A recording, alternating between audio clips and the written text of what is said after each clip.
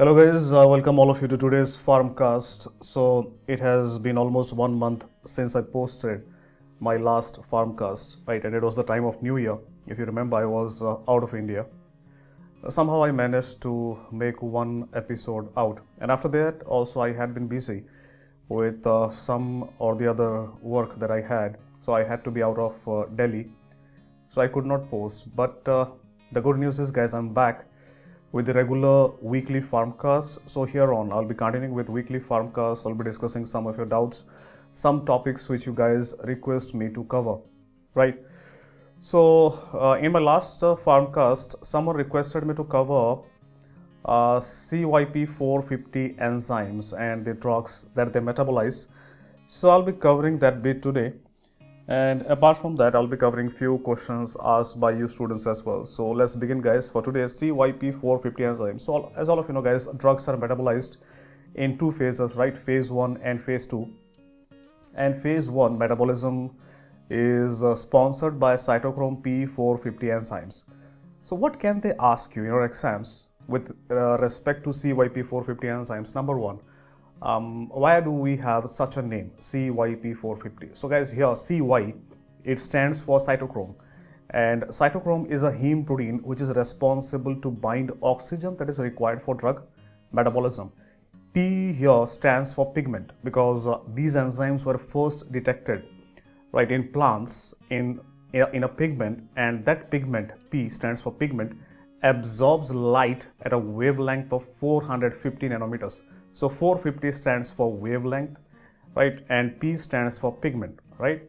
And CY stands for cytochrome. So that is why we have made this name CYP450. So they can ask you here, what is CY, what is P, what is 450 in your exams.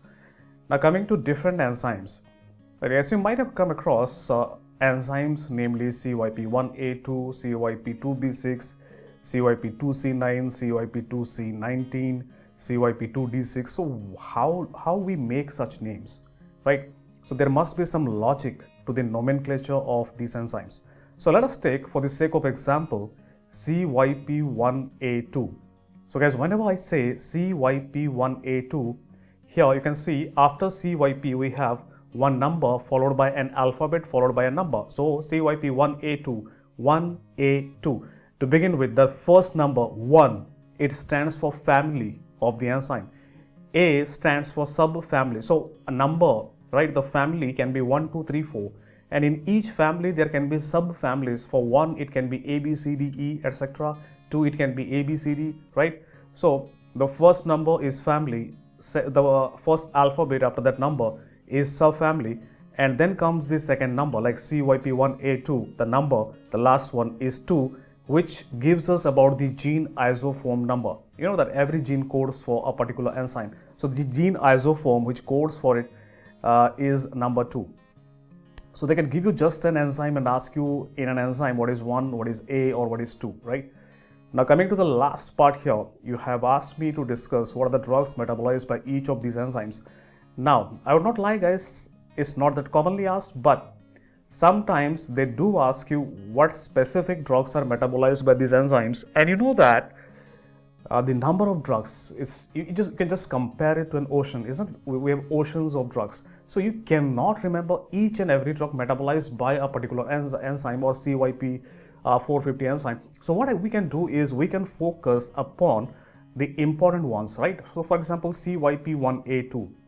CYP1A2, it metabolizes drugs like paracetamol, tamoxifen, theophylline. These are metabolized by CYP1A2. CYP2B6, it metabolizes drugs like cyclophosphamide, methadone, right? So 1A2 and 2B6, these are not that important. Now I'm coming to the important one, CYP2C9. It's very important, guys. CYP2C9, you need to remember two drugs which are metabolized by CYP2C9. Can you think which are these drugs? Right, try to find out. CYP2C9, phenytoin. The second one, a very important anticoagulant. Anticoagulant, there I've given you the answer. Which anticoagulant? It is warfarin, isn't it? Because heparin or LMWH or fondaparinux, they are not metabolized as such. So CYP2C9, two very important drugs, phenytoin, warfarin. CYP2C19, again a very important enzyme, guys. Two important drugs you need to remember: omeprazole, a proton pump inhibitor, and clopidogrel. Now, here you need to focus. Clopidogrel is not metabolized by CYP2C19, rather it is activated because it is a prodrug. Because you know, right, guys, phase 1 not only metabolizes drugs but also activates some prodrugs. So clopidogrel is a prodrug activated by the enzyme CYP2C19. So just imagine what happens if I give both omeprazole and clopidogrel to one person. There would be competitive inhibition of activation of clopidogrel by omeprazole. So omeprazole will decrease effect of clopidogrel, right? That is one thing you need to understand. Not only for your exams, but also tomorrow when you go to clinical practice, do not combine omeprazole with clopidogrel. That is first thing. Second thing, there are pharmacogenetic conditions. So in population, there would be variable effect of clopidogrel. The reason being, the gene that codes for CYP2C19, right? CYP2C19 gene, that gene can be more powerful or less powerful in different people. So accordingly, the activation would be more or less in different people. So the different people will behave differently to the same dose of clopidogrel. So there can be difference, right? So if a person has a poor CYP2C19 gene, he would not be able to adequately activate clopidogrel, and hence anti-aggregant effect would be compromised. In that scenario, he would be at a higher risk of developing another attack of MI or stroke, right? So guys, these two are important: CYP2C9, CYP2C19. The third one is also important: CYP2D6. Now remember, CYP2D6, it metabolizes beta blockers, a very important class of drug, beta blockers. Then it metabolizes most of the drugs related to psychiatry, right? Like antidepressants, antipsychotics. So all the antidepressants, antipsychotics, they are metabolized by CYP2D6. Plus, opioids are also metabolized by CYP2D6, like tramadol is also metabolized by CYP2D6, any opioid, right? The next one is CYP2E1, and CYP2E1 is not that an important one. Remember, enflurane as well as ethanol. So one of the, ethanol is usually metabolized by your alcohol dehydrogenase, right? Some part is also metabolized by CYP2E1, right? It's not that important. Now coming to the last one, CYP3A4, it is the most important cytochrome P450 enzyme. Why is that? What do you think? Guys, cytochrome P450 enzyme, it is the most important. It is the most important one. The reason being, it metabolizes more than 50% of drugs. So you get your first MCQ point here, and that is, which is the most common cytochrome P450 enzyme involved in drug metabolism, right? And what is your answer? Your answer is CYP3A4. Now I cannot remember more than 50% of drugs, isn't it? So I'll try to remember a few of them. Like your protease inhibitors, guys, right, in HIV, like benzodiazepines in sedative hypnotics, like erythromycin, like mifepristone, estrogen, right? So these are some important drugs which are metabolized by CYP3A4. So guys, I would ask you to focus on drugs metabolized by CYP2C9, CYP2C19, CYP2D6 and CYP3A4, right? Few of these drugs which I've told you. Now guys, coming to some of the doubts that students have asked. So one of the students from Mero, Neha, has asked, sir, I'm studying 11 to 12 hours per day since April 2020, but my GD score is not improving at all. I'm too much depressed that I cannot focus. Please do help me, sir. See, Neha, I would like to re-emphasize something I have emphasized time and again, that a poor performance in your grand test, it does not mean that you are out of the race. It does not mean at all that you are out of the race. And the reason being, it has been seen, right, that I have experienced it myself, that the scores improves only after if you have completed 3 revisions, right? So if you have not yet completed 3 revisions, right, so you cannot blame yourself.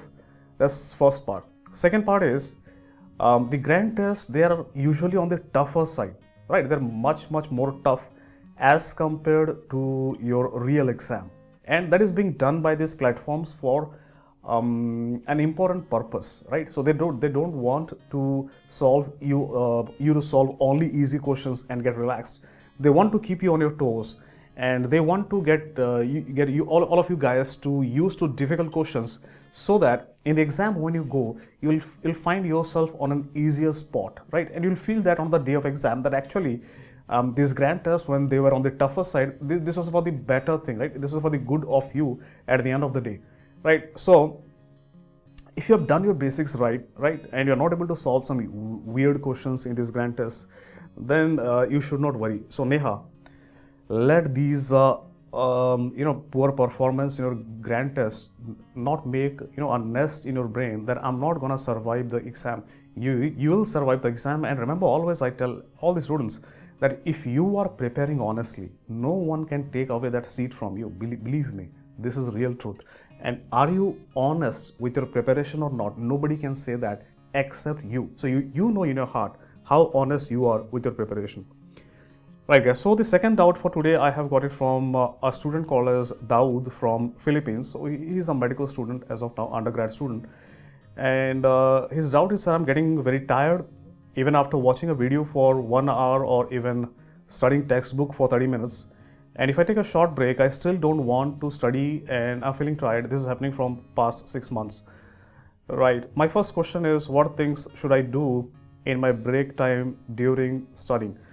Right. So before I get into the academic part, Dawood, I'll tell you one thing, that nowadays, see, what has happened with our lifestyle is we are more as human beings trying to get confined into our comfortable homes, and we do not expose that much ourselves to the sunlight. So apart from academics, I would tell you to get yourself vitamin D levels, right? So vitamin D levels, when they're down, they're one of the reasons why you'll have mental fatigue, physical fatigue, and you'll not be able to concentrate. So please get that done. And the treatment is not very difficult. You can take any vitamin D supplement, 60k units, they are available once in a month. You can take those, right? So apart from that, see, if you're not able to focus, so the one thing you need to do is you need to plan your day ahead. So tomorrow, what are you gonna do? You need to plan today itself. So you must be having classes from, let us say, 9 to 4, and you can take a break till 6 o'clock. Then 6 to 9 or 6 to 10, you can plan your 3 to 4 hours, whatever you're having. What is that you are gonna study? So make a realistic timetable. Do not make a timetable like, for example, I will study the entire topic of heart in medicine in 3 to 4 hours. It's not possible, right? So I'll take just like the anti-arrhythmic part in 3 to 4 hours, and I'll try to cover that, right? So make these timetables, and that will keep you on your toes. What things should I do in my break time during studying? See, you can do whatever you like during your break time whenever you are studying. And I would like to ask you guys, the new generation, the millennials, to try and get some physical activity as well. I know you guys are like PUBG and all these stuffs. They are good, they're okay, Netflix and all. So what's happening is all of us are becoming couch potatoes, right? So you need to get yourself some physical activity. So go for, whenever you're not studying, you can go for any kind of physical activity. If you're not the gym kind of guy, so just go for a stroll, go for a walk for half an hour, and you will see that walk, what happens with physical activity, they elevate our levels of endorphins, and you'll feel good after that, guys, right? My second question is, how can I study for a long time, example for 3 to 4 hours, without feeling tired or bored? So see, this is something, as I've said, you need to make timetables, you need to set your goals. Usually what happens, I'll tell you how this works with your subconscious mind. Whenever you make a timetable for tomorrow, let us say I have made a timetable for 3 hours, and I will see that for these 3 hours I'm gonna study something, some topic, and if I'm not able to study that because of some reason, there will be a feeling of guilt, right? And that is what will keep your toes the second time, that last time I was not able to complete this. Second thing, Dawood, I'll tell you, is not only just go with theory, try to practice some MCQs midway. So for example, I would study for 2 hours, and 2 hours I'll try to practice some MCQs as well, randomly, right? So that will keep you interested, right? We are not just blatantly going for theory, we are doing some MCQs as well. And my last question is, how can I remember more things? How can I remember more things?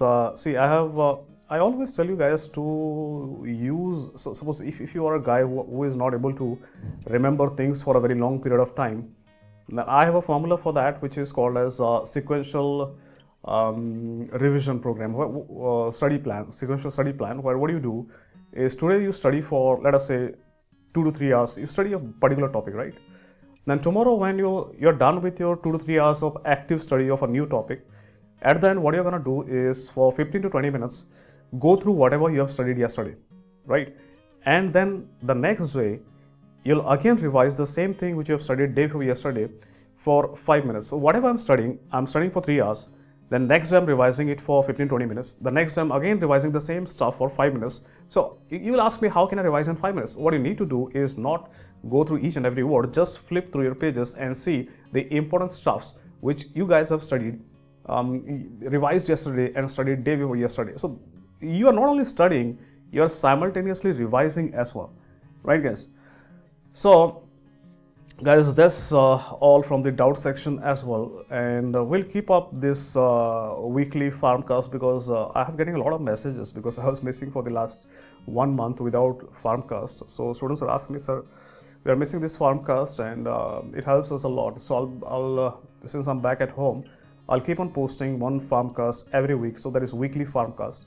And in this farmcast, I'll keep discussing your doubts. So if you have any specific topic you want me to cover, right, in these farmcasts, do let me know in the comment box, right? Second, if you have any specific doubt that is related to your preparation, you're having some difficulties, you can let me know in the comment box and I will do cover it next time in the next farmcast. So that's all for today, guys. All the best. Bye-bye. Take care. This was Dr. Ranchan with you.